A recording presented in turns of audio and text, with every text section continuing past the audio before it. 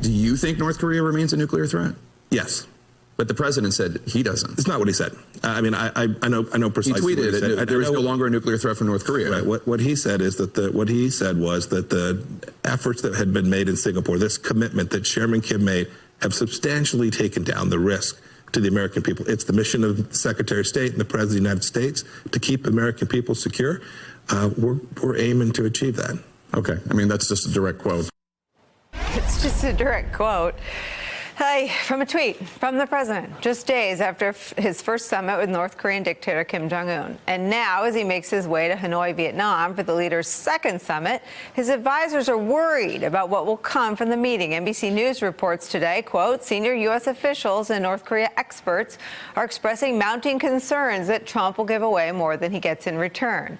It seems they may have reason to be alarmed. The Associated Press reports today, quote, Russian Foreign Minister Sergei Lavrov says the U.S. has asked Moscow's advice in dealing with North Korea before a summit. Lavrov, who is also visiting Vietnam this week, said in comments carried by Russian news agencies on Monday that Russia believes that the U.S. ought to offer Pyongyang security guarantees for this disarmament deal to succeed. Joining us here on set is Stephanie Cutter. She was the deputy campaign manager for President Obama's 2012 run, and MSNBC contributor Jason Johnson, politics editor for The Root. So one of the most bizarre things about covering Trump is you got to keep an eye out on Russian state media, because often you find out about Russia and U.S. conversations there. Here we are again, checking the box of checking in with Russia before we head to a nuclear summit. You can't make it up. No, you can't. And we all have to learn Russian, I guess. Yes. But no, that's no. Yes. Yes. We, see. I don't know. I don't know how to say yes. You know, it just reminded me of the reports that we heard that Putin was, you know, assuring President Trump that there were no hidden missiles in North Korea, and he was believing them over his own intelligence. Right. And so there's there's a long history here of president siding with Russia over his own intelligence agencies. I mean, you've advised president. We've all been advisors, and there's angst before a high-stakes summit when your boss hasn't met 5 times with an American adversary and destroyed the notes and the evidence. I mean, I guess as a staffer, I have a little bit of sympathy for their angst, but I mean, come on, this is nothing new, and maybe they should have thought about before they, you know, strapped him into his seat on Air Force One and sent him over there again. Yeah, look, let's look at the facts, Nicole. After the Singapore summit, North Korea had about 60 nuclear weapons worth of nuclear material. They've tested a nuclear weapon 6 times. So let's just say, to be conservative, they have about 20 nuclear weapons. How many have they destroyed since Singapore?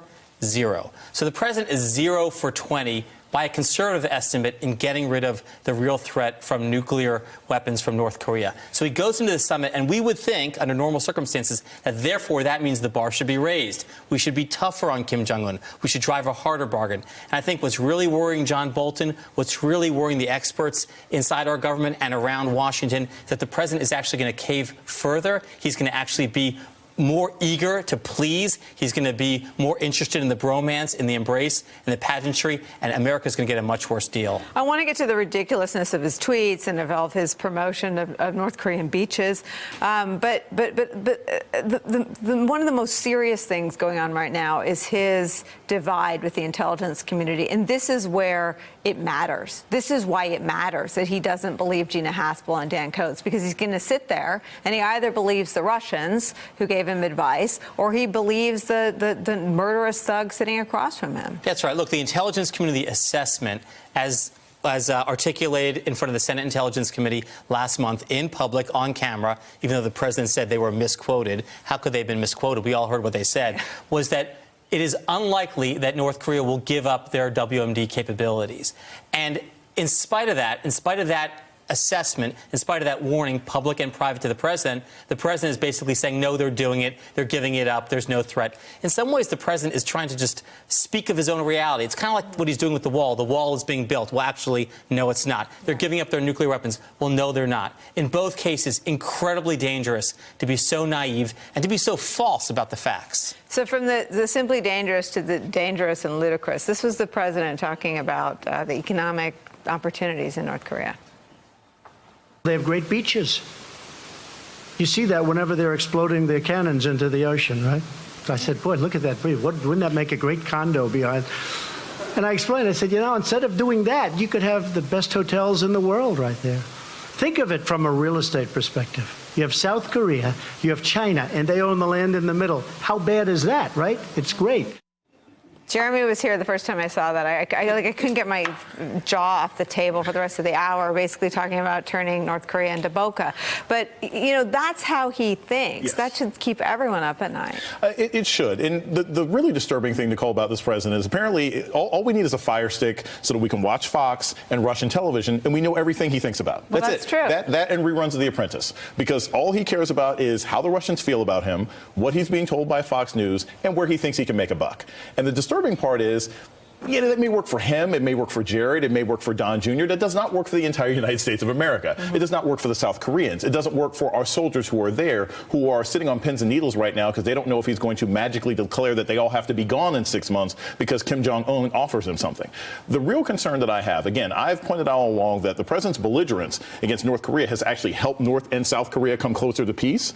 But the problem is, his behavior as a whole has just left everyone terrified, everyone concerned as to what the future might bring. And the president always gets left naked at a poker table because he doesn't negotiate to save his life. And when we don't have translators that we can trust, when we don't have notes that we can trust, we have no idea what he may declare. We have no idea what he may share to Kim Jong-un in this meeting, let alone what promises he'll come up with afterwards. I remember covering the Singapore summit, and I was my colleague. I said, listen, these are two known liars in a room alone together. I mean, how will we know what happened? But I have a question for you about Secretary Mattis. So he left. We don't know that he was terrified, but he was concerned enough about what would happen to our Kurdish allies that he quit over the president's dangerous decision about Syria policy. Do you think, I mean, the coverage leading up to this is so much trepidation among the president's own cabinet. Do you think we're heading towards something that either terrifies or concerns his own cabinet in North Korea? Well, we may, but we may not actually know. And I mean, you're right. They may not know. Yeah, exactly. I mean, I think what bothers me about this, among other things, is one, there's no preparation. And so even if you were to make a big assumption that North Korea is prepared to begin a process of denuclearization, which is a big assumption, there's no pathway to do that. Compare that with President Obama and Iran and the Iran nuclear deal that this administration threw out. Beforehand, before the deal was even inked, inspectors were on the ground. There was a whole lot of groundwork laid to determine what the Iranians had, and none of that has been done for North Korea. That's the problem, and this president is dangerous in a room with Kim Jong-un. Hey there, I'm Chris Hayes from MSNBC. Thanks for watching MSNBC on YouTube. If you want to keep up to date with the videos we're putting out, you can click subscribe just below me, or click over on this list to see lots of other great videos.